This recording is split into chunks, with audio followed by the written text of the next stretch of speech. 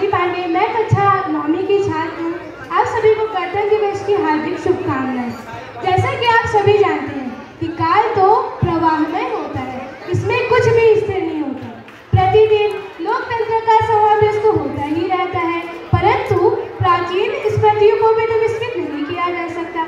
मुझे इतिहास की वो स्वर्णिम घटनाएं याद आ रही हैं, जब हर भारतवासी अपने हाथों में आज़ादी की मिसाल लिए खड़ा था और सबके हाथों पे एक ही शब्द था कि भारत माता की जय, महात्मा गांधी की जय। और तभी गोलियों की आवाज़ गूंजते हुए आती है और सीनों पे गोलियां खाते हुए वो भारतवासी भूमि में लेट जाते, परंतु कोई आह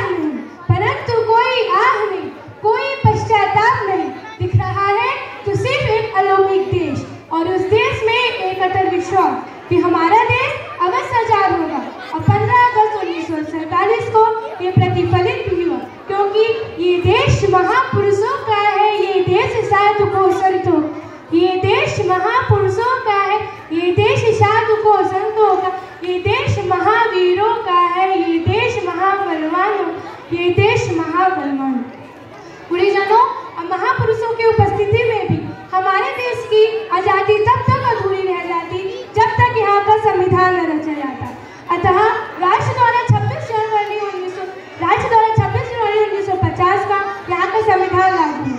संविधान तो लागू हो गया, परंतु एक बात सहन में रखना अभी भी शेष थी कि भारत की गौरव गाथा बार बार दोहरानी है, भारत की गौरव गाथा बार बार दोहरानी है।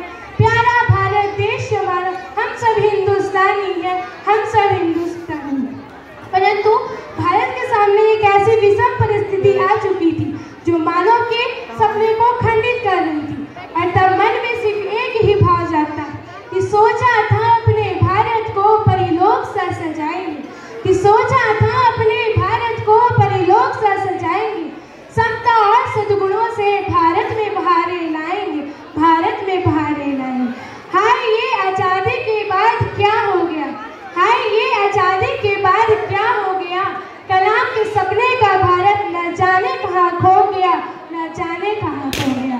और खोते हुए भारत का महज एक कारण है कि अनीति अत्याचार बढ़ रहा युग का अर्जुन मौन, कि अनीति अत्याचार बढ़ रहा युग का अर्जुन मौन है।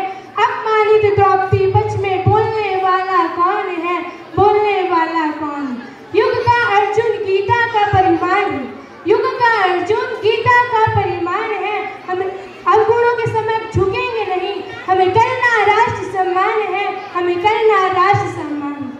और गणतंत्र की स्वतंत्रता के लिए ये अति आवश्यक है कि हम अपने मौलिक चिंतन, संस्कृति और सभ्यता को बनाए रखें। और उससे भी महत्वपूर्ण हमें अपने संविधान की रक्षा करें। संविधान को प्रबल और प्रभावशाली बनाने का अगर किसी को अधिकार है तो वो सिर्फ और सिर्फ हम देशवासियों को है।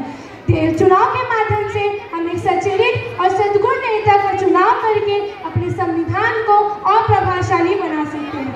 और चयन करते समय हमें ये प्रण लेना होगा कि प्राणों में ले संकल्प शक्ति, प्राणों में ले संकल्प शक्ति, मनुष्य के प्रति अचल भक्ति। तुम चलो धैर्य के शिखरों पर, तुम चलो धैर्य के शिखरों पर, सुखियों ले विरक्ति, इंद्र के सुखियों से ले विरक्ति।